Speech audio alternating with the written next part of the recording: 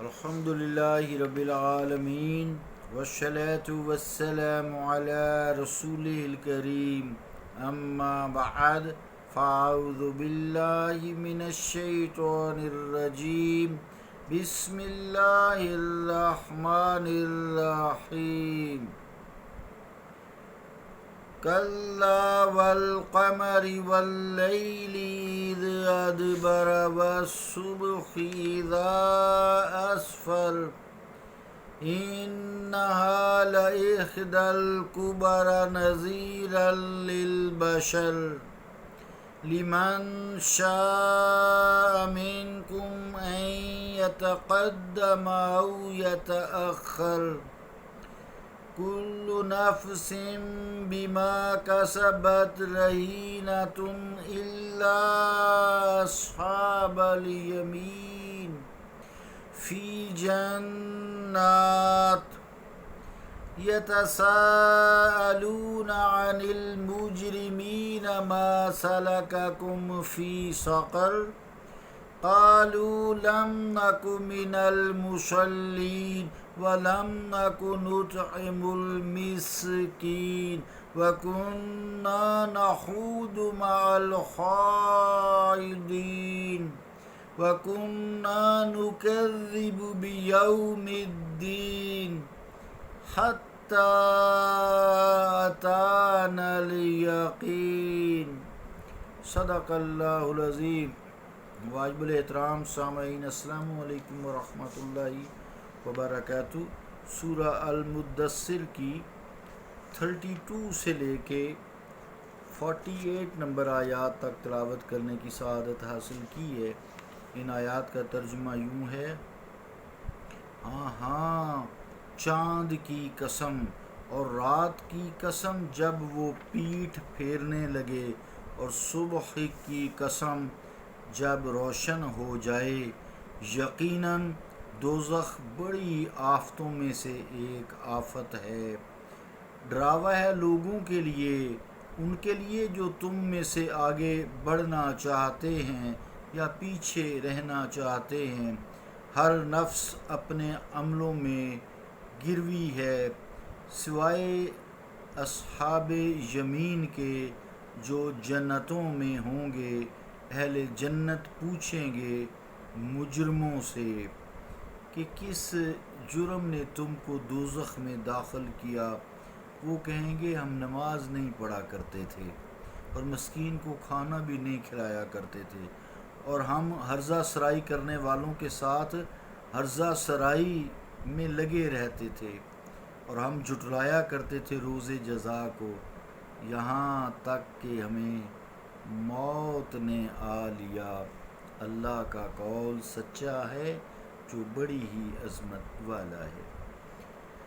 عزیزان گرامی قدر، جو آیت نمبر 32 ہے جس میں کلا والقمر جو آیت ہے، اس کا معنی ہوتا ہے حقا للقمر، یعنی ہاں ہاں قمر یعنی چاند کی قسم۔ معنی یہ ہوگا کہ اے کفار مکہ، تم یہ خیال کر بیٹھے ہو، گمان کر بیٹھے ہو کہ قیامت نہیں آئے گی، جیسا کہ تمہارا یہ خیال ہے، یہ وہم ہے تمہارا، ایسا ہرگز نہیں ہوگا۔ چاند کی قسم قیامت ضرور آئے گی۔ پھر چاند کی قسم کے بعد اگلی آیت میں اللہ کریم نے رات کی قسم کھائی، پھر صبح کی قسم کھائی آیت نمبر 34 میں، واللیل اذ ادبر 33 آیت میں۔ تو عزیزان گرامی قدر، بعض اہل لغت نے تو دبر اور ادبرہ کا ایک ہی معنی کیا ہے، لیکن بعض نے فرق کیا ہے، یعنی جب رات پیٹھ پھیر رہی ہو، یعنی چھا رہی ہو، واپس ہو رہی ہو، یعنی ختم ہونے کو ہو، تو اس کو کہتے ہیں ادبرہ، اور جب رات گزر چکے یعنی پیٹھ پھیر چکے گزر جائے تو کہتے ہیں دبرہ۔ البتہ دونوں درست ہیں، علماء خیر ہیں، ہر ایک نے اپنی اپنی دلائل جو ہیں اس سے استفادہ کیا ہے۔ آگے جو آیت ہے، آیت نمبر 35، اس میں الکبرا یہ جمع ہے کبرا کی، اکبر اسی سے ہے، تو مطلب یہ ہے کہ قیامت کا آنا بڑی آفتوں میں سے ایک بڑی آفت ہے. انہا لإحدی الکبر. آیت نمبر جو آگے ہے نذیر للبشر، تو یہاں نذیر جو ہے اس کا معنی ڈراوا ہے، ڈرانے والا نہیں بلکہ ڈراوا ہے، یعنی ایسی چیز جس سے کسی کو ڈرایا جاتا ہے. وقال الحسن واللہ ما انذر الخلائق بشیء ادھا منہا. یعنی حضرت حسن بصری رحمۃ اللہ علیہ فرماتے ہیں کہ انسان کے لیے اس سے بڑا ڈراوا اور کوئی نہیں ہے جس سے اس کو خوف زدہ کیا جائے، یعنی قیامت سے ڈرایا جائے. جیسے جب اس سے کوئی گناہ ہو جائے یا کوئی نافرمانی ہو جائے، ظلم زیادتی تعدی ہو جائے، تو اس کو کہا جائے بھی قیامت آنے والی ہے، قیامت کو یاد کر. یعنی اس سے بڑا ڈراوا اور انسان کے لیے، مسلمان کے لیے کوئی نہیں ہے.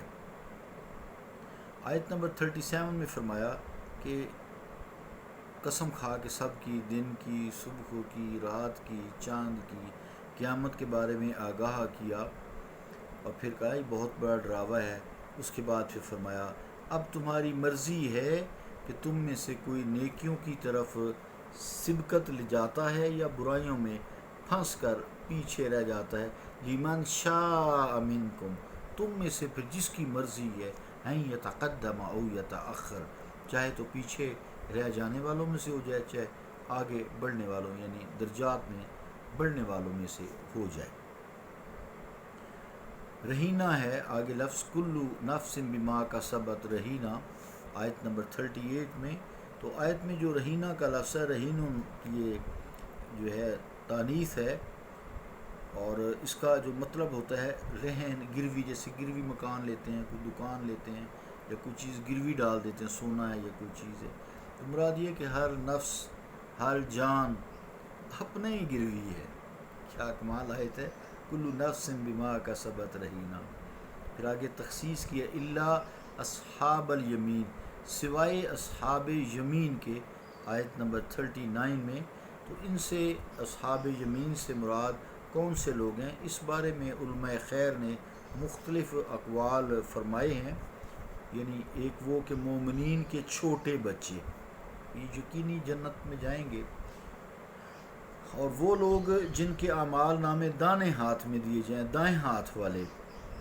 اور ایک پسندیدہ قول یہ بھی ہے کہ وہ لوگ جو اپنے اعمال اور نیکیوں پر اعتماد نہیں کرتے، اللہ کے فضل پر اعتماد کرتے ہیں، بلکہ اپنے رب کے احسان، فضل و کرم پر وہ چشم امید لگائے بیٹھے رہتے ہیں. عبادات تو کرتے ہیں کہ یہ تو اللہ تعالیٰ کے لیے، اس کے وہ ہے ہی اس قابل کہ اس کی عبادت کی جائے. کسی ڈراوے یا کسی لالچ کی وجہ سے وہ عبادات نہیں کرتے، بلکہ اللہ تعالیٰ پر اعتماد کرتے ہیں. وہ اعتماد اس کے فضل و احسان کا جو ہے یہ بڑا کمال ہے، اس کو اصحاب یمین بھی کہا گیا ہے. آیت نمبر 40 میں لفظ ہے قرآن کریم کا یتساءلون فی جنات یتساءلون. تو اہل جنت پوچھیں گے نا، اہل جنت پوچھیں گے. تو آیت میں جو لفظ ہے یتساءلون، اس کا معنی ہے یسألون، یعنی پوچھیں گے، سوال کریں گے.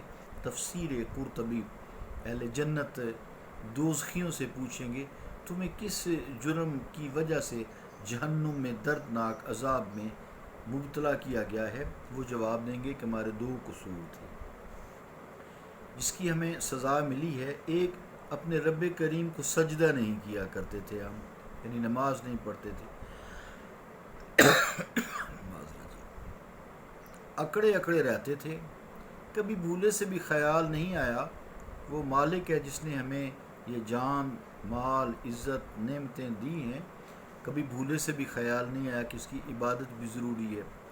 فرماتے ہیں کہ اللہ کریم فرماتا ہے کہ دوسری غلطی ہم سے یہ ہوئی کہ ہم خود تو کھانا کھاتے تھے پیٹ بھر کر، لیکن اپنے ہمسائے، اپنے رشتہ دار، کسی کو جو بھوکا غریب مسکین ہوتا تھا اس کی ضرورت کا ہم خیال ہی نہیں رکھتے تھے، اس کی طرف ہم توجہ ہی نہیں دیتے تھے.